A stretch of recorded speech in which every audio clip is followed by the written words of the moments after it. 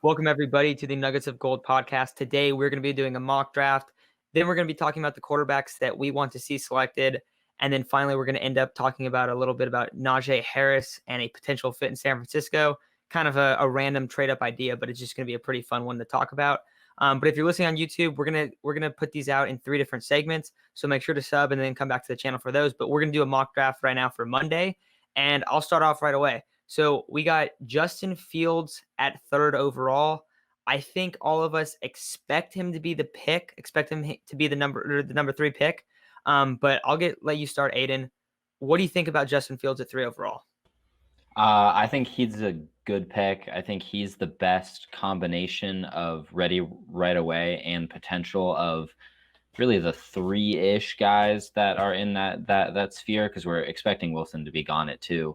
I personally would rather see Fields over a guy like Lance at 3, given that I'm a little bit selfish and I want the guy to be able to play right away. And we know that if Lance is the pick, he most likely is not going to be ready until year 2. So yeah, I would say good pick. I'd be super duper excited. I'm going to echo those same sentiments. I think Fields absolutely is the most ready. Again, Wilson's going to be off the board.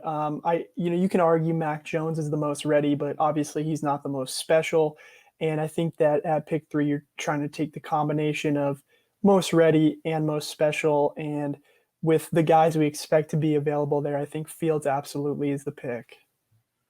Yeah, no, I agree with you guys. I think I've said since the beginning, I don't really believe the Mac Jones hype. I get that it's getting kind of a big deal, and he was like the favorite on Vegas odds. But what I've kind of said is I think it's been between Lance and Fields. I think it's those 2 guys that are being discussed, or if they have already decided, those were the 2 guys they were discussing. And I think it's 65% chance that it's Fields, 35% chance that it's Lance. However, I do like Lance a little bit more than Fields. I just think for San Francisco, Fields works a little bit better. And we're going to get into a topic about this later, and that'll be posted on Tuesday. So if you're listening on YouTube, make sure to check that out. If you're listening on podcasts, we'll just talk about it later on in the episode. But second pick of the draft at 43 overall, Elijah Moore. I'll let you start with him, Jake. What do you think about this pick? Would you like the wide receiver pick early on here for Shanahan? Personally, for me, I'd probably wait deeper down the board to draft wide receiver. I think that this is a interesting potential trade up spot if they were interested in one of the 2 top running backs in Najee or Etienne. Like you said, we'll talk about that later on in the episode. Don't hate the pick, but personally probably wouldn't be the pick I would make here. I think, again, it's a wide receiver. That's a fun pick. It's always more fun to pick a receiver than a lineman. But again, I'd probably agree with Jake. I would wait on it a little bit. I think we've had success drafting seal guys in the later rounds, but Elijah Moore is a guy coming out of that Ole Miss scheme that just churned out DK and AJ Brown. So they've had some success in recent years, and he's probably the best route runner of the 3, probably the least freaky athlete of the 3, but the most polished. And he had a super productive college career. So he's a guy that I think would be a splashy pick and definitely a fun pick. Yeah, and I'll just say right now, the reason we have a wide receiver going early, because I'm not like super high about them doing that, yet they have drafted Debo, Ayuk, and Pettis all in either round 1 or round 2 recently. So I think there's a decent chance it happens. Also, in this mock, we're having Jimmy Garoppolo and pick 194 traded to New England for pick 46, I think. 46. So we're using a Jimmy Garoppolo trade scenario here where that goes down. I think there's a chance it happens. I think I would probably lean on it to not happen just because, and we talked about this, I think, earlier, Aiden. I think I also talked about it with you too, Jake.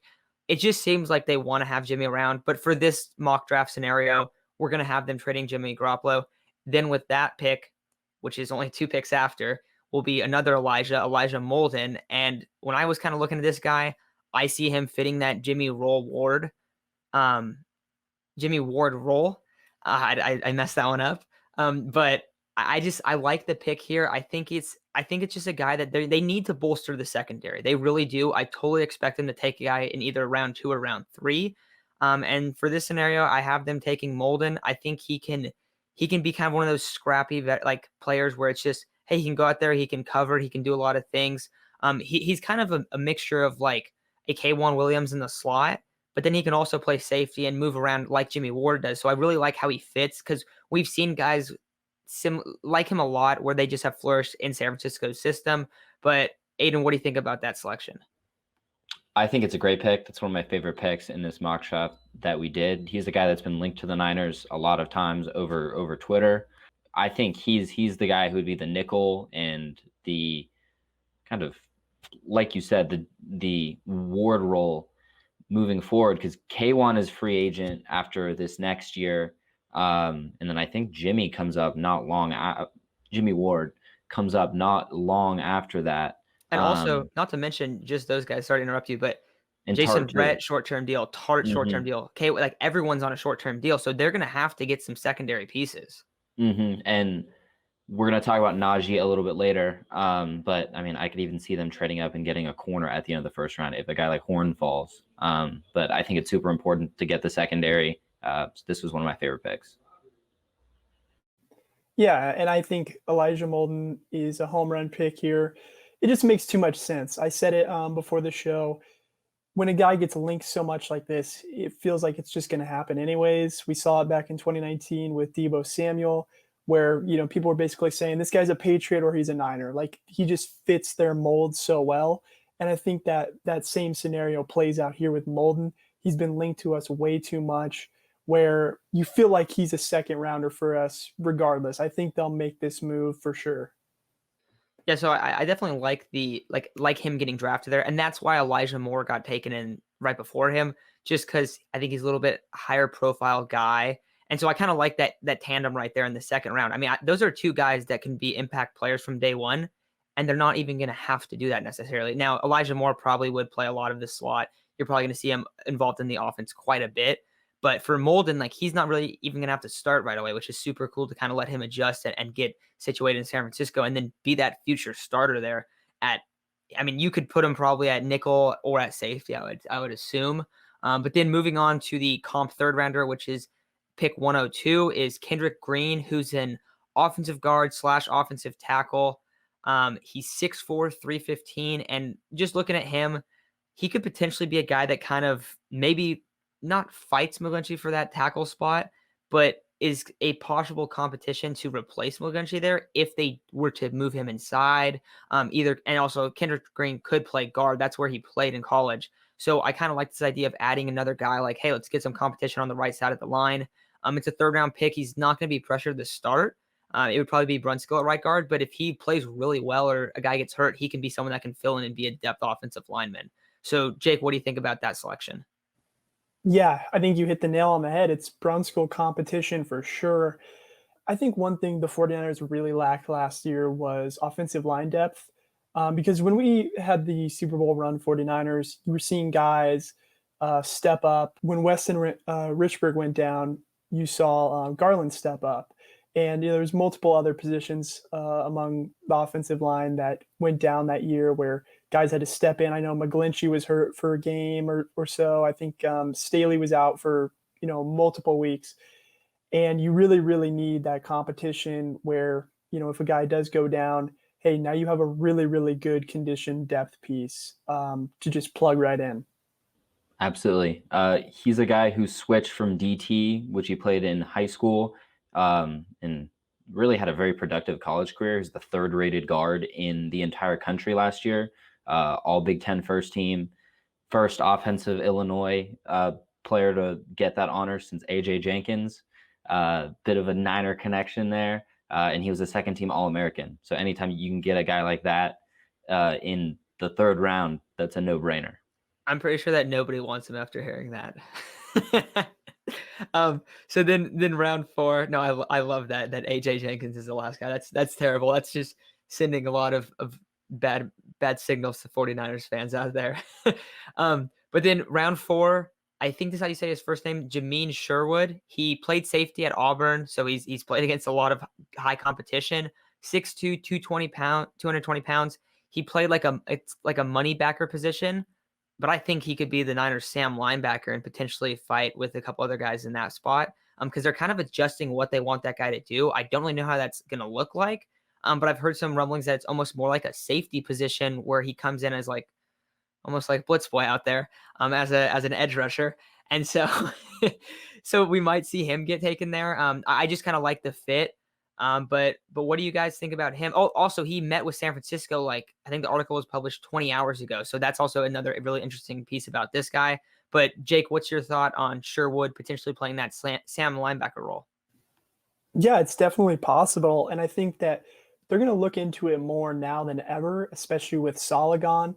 With D'Amico taking over as the defensive coordinator, who's the position group he's going to elevate? Well, being a linebacker himself, it's obviously going to be the linebacker room. These guys are going to play out of their minds. He's going to really, really push them and test them, being that he was there, and he's going to put a more important emphasis on that role. So if they did get a guy like this, you would have to figure a guy like D'Amico would have heavy involvement in the draft process. Yeah, he's a guy who I think is basically a Z's competition, a guy who potentially could come in and play right away in that off backer role.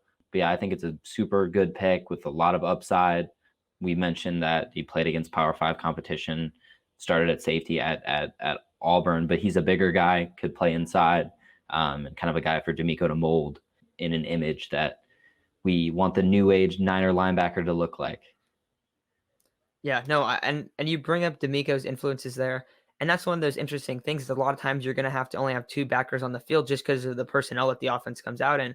But if your other backer is almost a safety, that kind of changes things a lot. It's interesting to see what weight they'd want him to play at, because if they're utilizing him almost like a safety that they're using as kind of this outside backer, it could be really interesting. I'm very intrigued on how they utilize that position this year, because it's going to be different than years past.